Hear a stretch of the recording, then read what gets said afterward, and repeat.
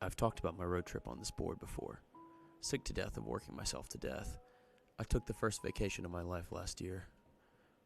A beat-up, rebuilt Yamaha Zuma and a foolish sense of optimism carried me across the western United States on an adventure that seriously made me rethink everything I thought I knew about the world. I love Seattle. With the hip, original hippie neighborhoods and the perma-carnival atmosphere of Pike Place Market, the bridge tour was a highlight. Gotta love a city that sees a bridge and goes, you know what this needs? A giant concrete troll. Getting out of Seattle, however, was a total nightmare. Restricted to back roads by a motor that capped at 40 miles an hour, I must have gotten lost a dozen times despite all the help I received from baffled gas station attendants. So I was behind schedule when it came to finding my campsite. Some miles south and a little east of the city, there's a free campground.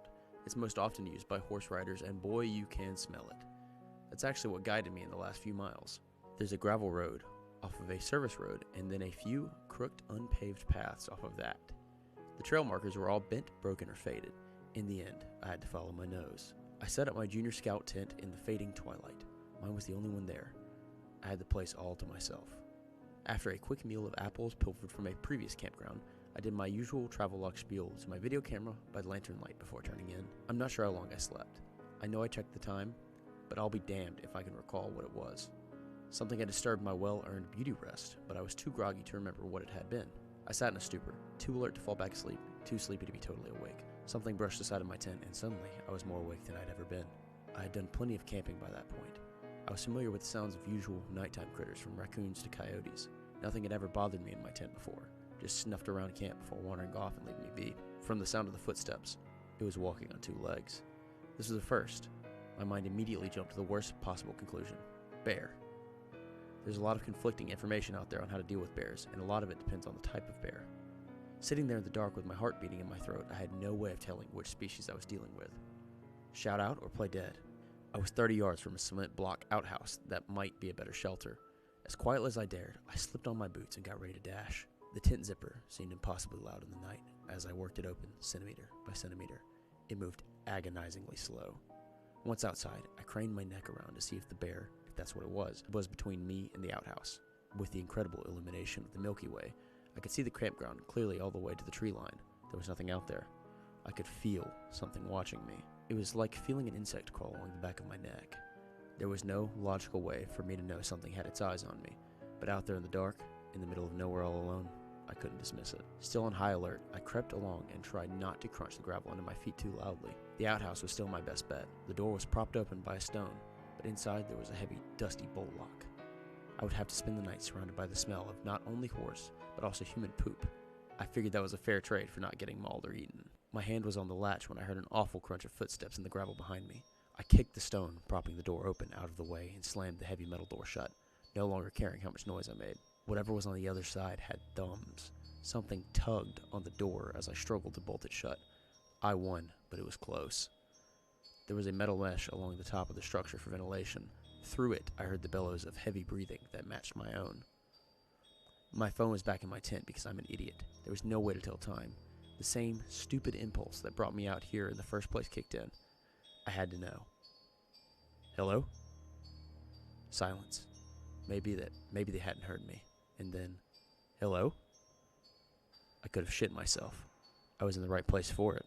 The voice was feminine, like my own, and the sound of it was a kick to the gut. I couldn't even tell you why it made me so uneasy. The sensation was like when you're walking upstairs and you're expecting another step, but your foot comes down on empty space. I'm sorry, I thought I was alone, I said. Every syllable was jarring. I'm sorry I freaked out. I didn't think there was anyone else here.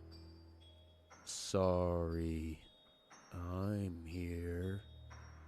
You'd think now that I knew it was another camper, I would have opened the door, but I never did. Some deeply buried instinct kept me from taking my hands off the bolt. You scared the crap out of me. Are there more tent sites out in the trees or something?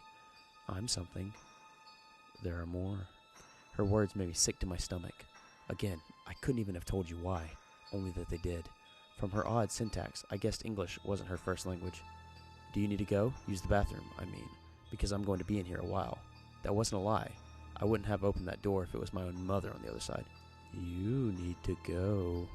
Her grasp of English was improving with every sentence. There was something weird about that. Look, I'm sorry if I scared you, but you started it by creeping around in the dark. I won't come out. Can you go somewhere else? I'll be gone in the morning, I promise. I just want to sleep in peace. You need to be gone. I promise you, I creep in the dark. You won't be here tomorrow in the morning. Fear cemented my mouth shut. The more I spoke, the more she did, and I didn't want to hear her voice anymore. I'm sure that makes me sound like a bigot or something, but I had the feeling I was feeding the words to her, and the feeling was not pleasant. It felt like she was hungry for them. The same instinct that told me to keep quiet the first time kept me from running my dumb mouth off again. I was either dealing with someone who was not mentally well, or with something else entirely. There was a threat in her words, or the way that she spoke them, and I had no doubt that she would be able to carry out the threat. I kept my hands in the bolt while they cramped, and the first rays of sun crept sluggishly through the mesh at the top of the walls of my shelter. It wasn't until the sun was strong enough to make me sweat in my self-imposed prison that I felt brave, stupid, enough to speak again. Hello? Are you still out there? Hello? Anyone? There was no answer, which was the best outcome I could hope for. I opened the door. My tent was untouched, at least from a distance. The oppressive feeling of being watched had dissipated.